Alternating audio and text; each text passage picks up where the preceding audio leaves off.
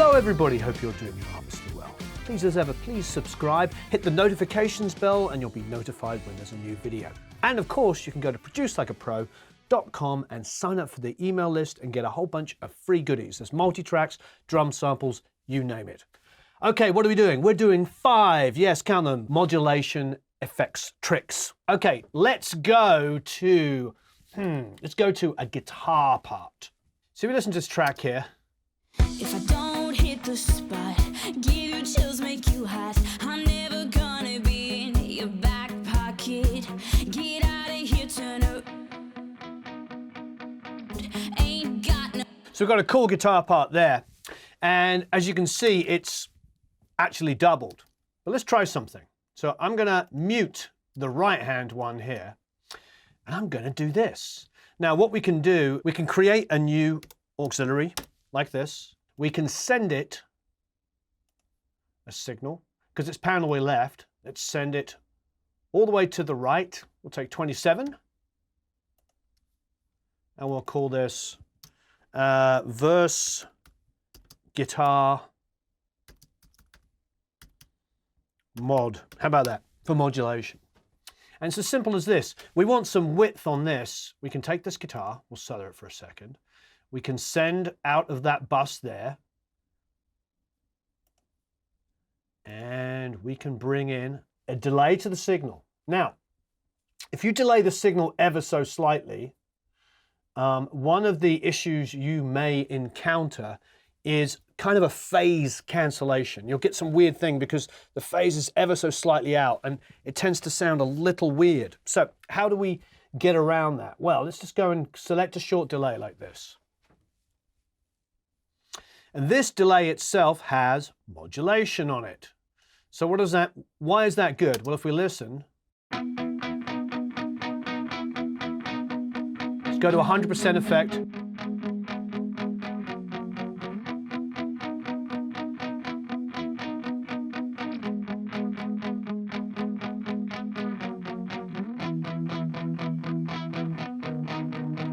So what we've got is we've got the standard 24 milliseconds that it comes on there, but we've also got a bit of modulation on it. So a bit of detuning.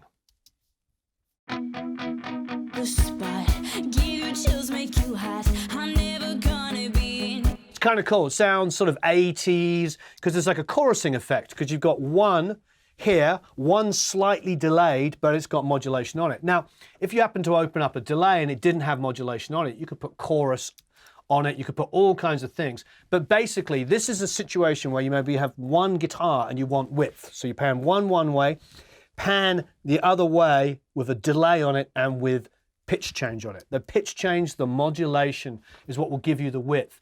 If not, you'll get some weird kind of phasing.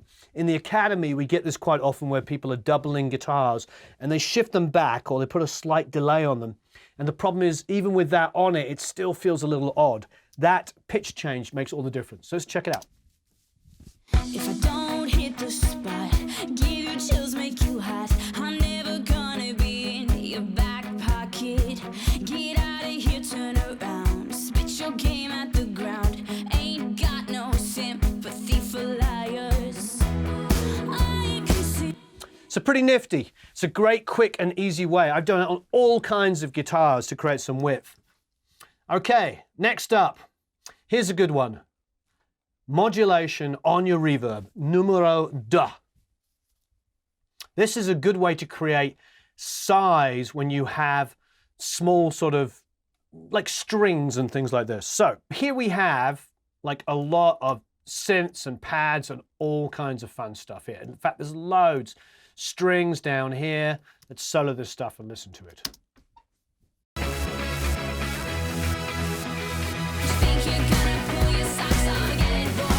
So loads of cool stuff going on. It gets absolutely nuts. But if we go to just say this synth pad here, for instance.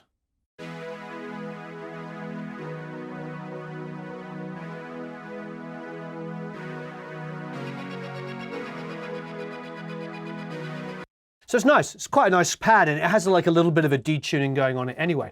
But let's do this. So we're going to create a stereo auxiliary or a bus, an auxiliary bus, whatever you want to call it. And we'll call it synth pad. We'll call it synth pad modulation, but it's going to be more than that. So what I'm going to do is I'm going to select a pitch shift, and it could be anything.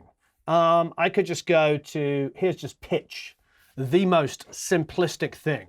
So let's take the left channel and make it go 6 cents flat, and take the right channel and make it go 6 cents sharp. Now, we could easily do exactly what we did a second ago, which is like, just make that go through, but we've got a stereo sound, so we're not trying to do this. What we're gonna do is this. So let's take a stereo bus send, we'll take 2122, input it here, creating 2122, come out the same one. This is a fun trick, you'll like this. Then go and select a reverb.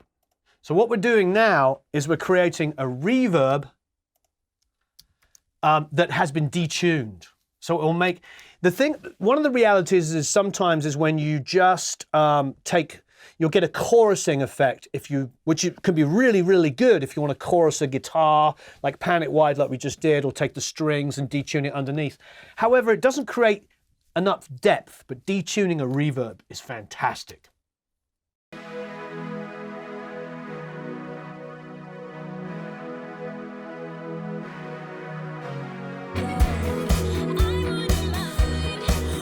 Really, really nice effect.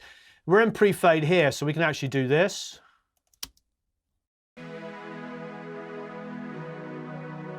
So we've put them together.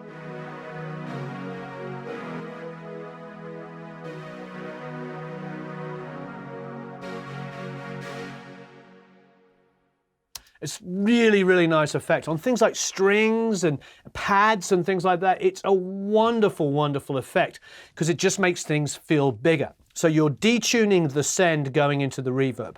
And in this case, I went flat on one side and sharp on another. So neither side is, it's not consistently out of tune. It's sharp and flat. It's a really great effect.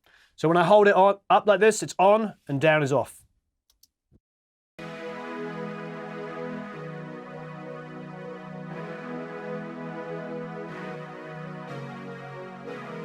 Really great. It's really, really good to sort of create some more depth to your strings and stuff.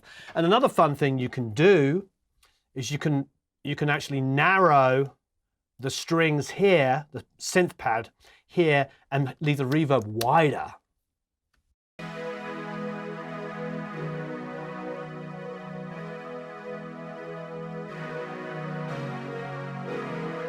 So it sort of envelops around it. Really, really great effect. Big fan of that. And it's one of those simple things that nobody really does, but you'll be doing it and you'll really have a great time. You'll realize it will give you a mix different kind of elements.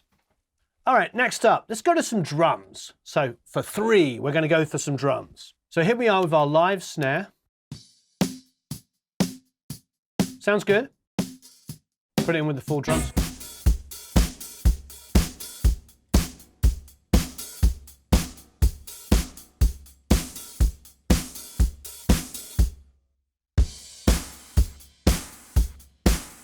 Now this song has got a lot of different elements, a lot of different dance elements, and you name it. So, but let's just say I want to at the front here where it's a lot more organic sounding. I might want to give the snare a bit more low end. So why don't we try this? So I've duplicated my snare. You don't have to do it with a duplicate. You can create, if you like, you can create a separate auxiliary, but I'm going to do it with a duplicate. I'm opening up my pitch plugin here. I'm going to take it down 1 octave.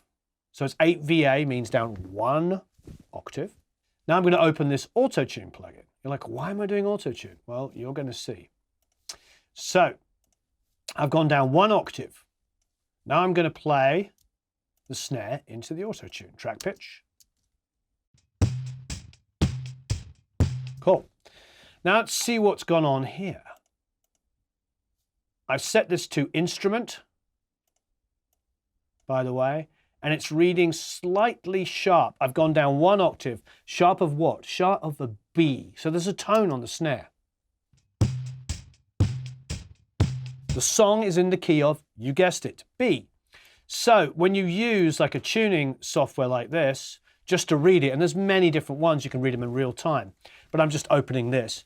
So I've come down and now we are playing a B. So let's go and play the track. And now we're playing a snare 1 octave lower than the live snare in the key of the song. I can see through it now. Take it out. You think that I'm blind, I'm not blind. I wouldn't mind one more go. Give that a listen again. Finger up when it's playing, finger down when it's not. I can see through it now. You think that I'm blind, I'm not blind. I wouldn't mind one more go. So you can see it's great. It creates, that's super loud. I wouldn't have it that loud. I'd bring it down. But what it's doing is it's creating some low end on the snare, but it's also in the key of the song. Now, you can obviously, if you're using, most drum softwares, tune the snare to the key of the song, but this is a live snare, so I'm doing this after the fact. Great trick. But the reason why I bring it down an octave is so I can get the body, because quite frankly, regardless of the tune, I've now got a lot of low end. I can sculpt it, and if I want, I can take the low end and boost like crazy, and the high end, and get. Now it's quite a lot of ring. You might not want that much, and you might want to blend it down super low, but look, here's the.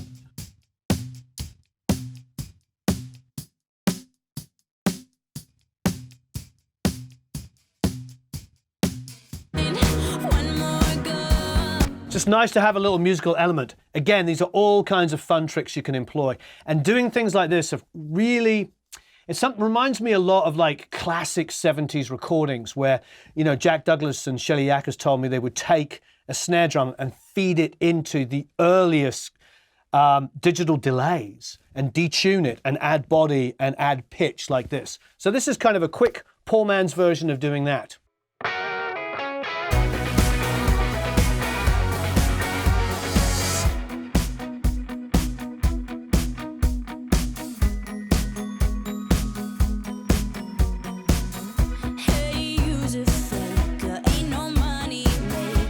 I love hearing that little ring on the snare in pitch with the song. It's really, really cool. Even if it's brought down super low, it just adds another musicality to it. And I know in a lot of great hip hop and stuff, they tune the drums. And so, don't be afraid to try that. Tuning the drums after the fact. Okay, so let's go on to the vocal. Number 4, tip number 4. This one I've shown many times before, but I'm going to show it again because I think it's a really, really good one. And I do it pretty much on every mix. Cool, so here we have the lead vocal. If I don't hit the spot, give you chills, make you hot, I'm never gonna be in your back pocket. It's a total pop vocal, really compressed in the track, really up front. If I don't hit the spot, give you chills, make you hot, I'm never gonna be in your back pocket. Great, it's a great vocal. But it also sounds pretty fat and warm. And that's not just EQ, it's because I'm using this.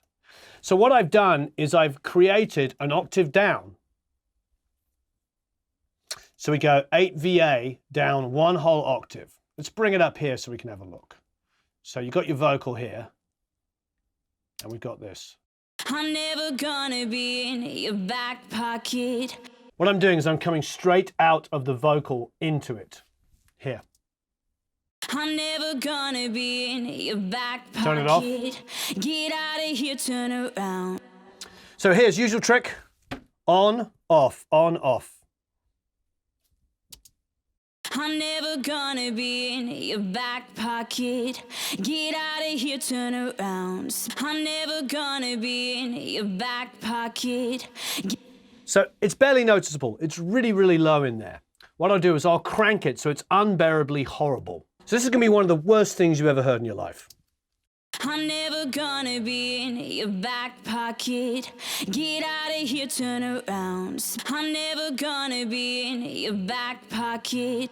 So why do I do it? Well, In the track, because the vocal is in pitch with the track, that below, you don't hear it unless you crank it that loud. It's just subliminal. It goes underneath and it adds some girth to the vocal.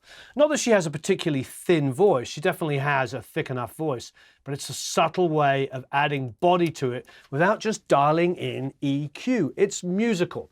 Plus, as you can see, it's coming from the lead vocal. So whatever EQ I did on the lead vocal or compression is feeding it. Afterwards, I've got like a gate, just so it doesn't pick up like breaths going, oh, oh. I don't need low octave breaths. Plus, I've got a little bit of EQ wiping off the top because it's just there only. I'm low passing it just to get an octave on it. So once more, it's 1 octave down. So I've just clicked on there and it's a great way of adding thickness to the vocal. I'm never gonna be in your back pocket. Really good trick. Do it all the time. All right, staying on the world of vocals, you know the vocal thickening trick I do. Now, you can do it, I print it as audio, and the reason why I do that is because if I'm sending it off to somebody to mix, they don't always have my plugins. However, if you watched the previous vocal thickening trick video we did, you don't have to use that. That's just one of the many ways of going. And once again, the reason why I always print things like that is if I've got an external mixer, I want them to hear my vocal sound.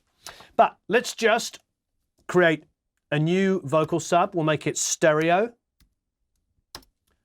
And we'll just quite simply, we'll take it straight out of the lead vocal itself. So we're going to go and create an input for this. We'll make it 2324. Okay, and select 2324 here. Send, it's in pre-fade, which is great, so we'll be able to hear on and off. Literally just go and get a stereo pitch shift. Doesn't have to be fancy. We'll just call this vocal thickening. And so those of you who watched my vocal thickening video will know this already. But if you haven't, it's fine. So all I'm going to do is detune the vocal on the left and make it sharper on the right.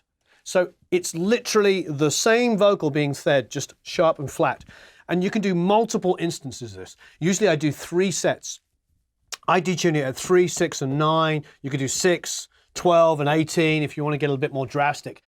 It's just a way of creating chorusing effect in some ways, but it also just creates some width in there, and you don't have to have it very loud. Almost get to the point where it's audible, then bring it down, and it will push the vocal forward. It's a great, great trick. If I don't hit the spot, give you chills, make you hot, I'm never gonna be in your back pocket. So again, let's do on and off. If I don't hit the spot, give you chills, make you hot, I'm never gonna be in your back pocket. Get out of here, turn around, spit your game at the ground. Now I can hear it quite a lot. So I'm going to bring it down ever so slightly. If I don't hit the spot, give you chills, make you hot, I'm never gonna be in your back pocket. Get out of here, turn around. It's pretty tasty. So it's doing what I wanted to do. It's just letting the vocal push forward a little bit. It's creating its own space. This is also a trick I use on lead guitars. For me, we talk about this a lot. You know, there's the lead singer, the lead guitar player. In a traditional rock band, for instance, when the singer wasn't singing, the lead guitar player was soloing. So I often treat lead guitars the same way as I treat lead vocals. So any of these kind of effects that you do on vocals, you can do on your lead guitar as well. Okay, so let's have a listen in the track. If I don't hit the spot, give you chills, make you hot, I'm never gonna be in your back pocket. Get out of here, turn around, spit your game at the ground. Ain't got no sympathy for liars. If I don't... Awesome. So that's it. That was the 5th one. There's so many more, but those kind of subtle things. Now, there's tons of plugins that you can get that do multiple things. Soundtoys makes Crystallizer, which is a fantastic plugin. Waves makes great plugins. Everybody makes great plugins. However, I do like the simple kind of make it up as you go things, which is changing pitch going into delays, changing pitch going into reverbs. There's multiple other things. Many reverbs and delays have pitch change on them. So try utilizing that as well. However, you'll notice I like creating my own thing, so there's a little bit more controllability. So I have a reverb I like, and then, so it's a great sounding reverb, but then I'm detuning going into it, gives me a different kind of wash. Recently we did something where we took the DI on the saturation one, if you remember that, and we took a DI and an amp sound. We left the amp sound on the guitar as it is, and then we took the DI, put distortion on it, and then put reverb on that at 100%. So it created a different type of reverb. So that's the reason why I like to change pitch, or I like to distort things or do something, because it creates a different kind of ambience to the main signal, which allows the main signal to kind of come forward.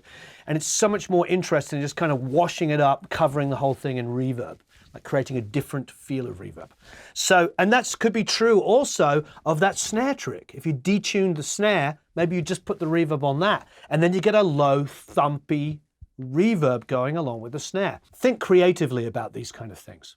Okay, have a marvelous time recording and mixing. Please, as ever, leave a bunch of comments and questions below. Thank you ever so much for watching. Don't forget to subscribe, hit the notifications bell, and of course, go to producelikeapro.com, sign up for the email list, and you get a whole bunch of free goodies. And it's so wonderful seeing you here.